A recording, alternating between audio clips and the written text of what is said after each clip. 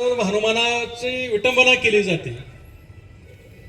ही विटंबना करत असताना ह्या विटंबनेच्या विरोधामध्ये जेव्हा आमचे हिंदू कार्यकर्ते त्या ठिकाणी विरोध दर्शवतात, तर विटंबना करणाऱ्यावरती एकच जणांवर गुन्हा आणि संविधानाच्या पद्धतीनं विरोध करणाऱ्यांवरती 6 जणांवरती गुन्हे दाखल झाले. अरे एका मूर्तीवर आमच्या गोमातेची हत्या एकच जण करू शकतो का?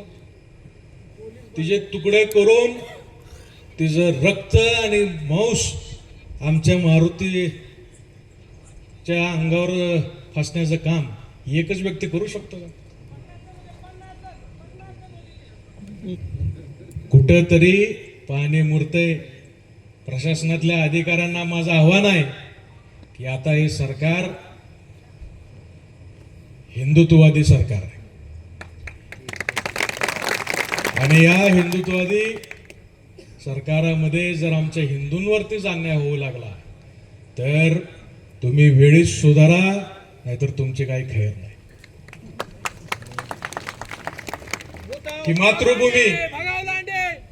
ही मातृभूमी ही आपली आई आहे. आई इतके वर्ष त्या काँग्रेसवाल्यांनी आपल्याला फसवलं.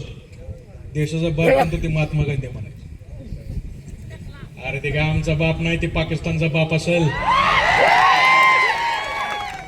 भारत देश ही आमची मातृभूमी आहे.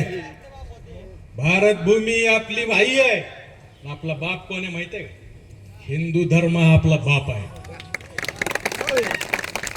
आपल्या धर्मात लिहिलंय मातृदेवो भव, पितृदेवो भव, गुरुदेवो भव, आचार्य देवो भव, अतिथी देवो भव. सगळ्यात पहिलं स्थान आहे आपल्या आईला आहे, वडिलाला आहे. त्यामुळे आपल्या मातृभूमीला आणि आपल्या धर्माकडे भविष्यात जर कोण वाकड्या डोळ्यांनी बघत असेल तर ते डोळे काढायचे पहिले आणि मग संविधानाचं बघू आपण.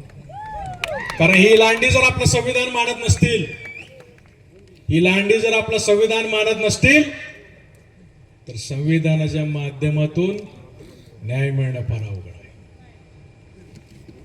आणि म्हणून संघटित होणं याच्या काळाची गरज आहे.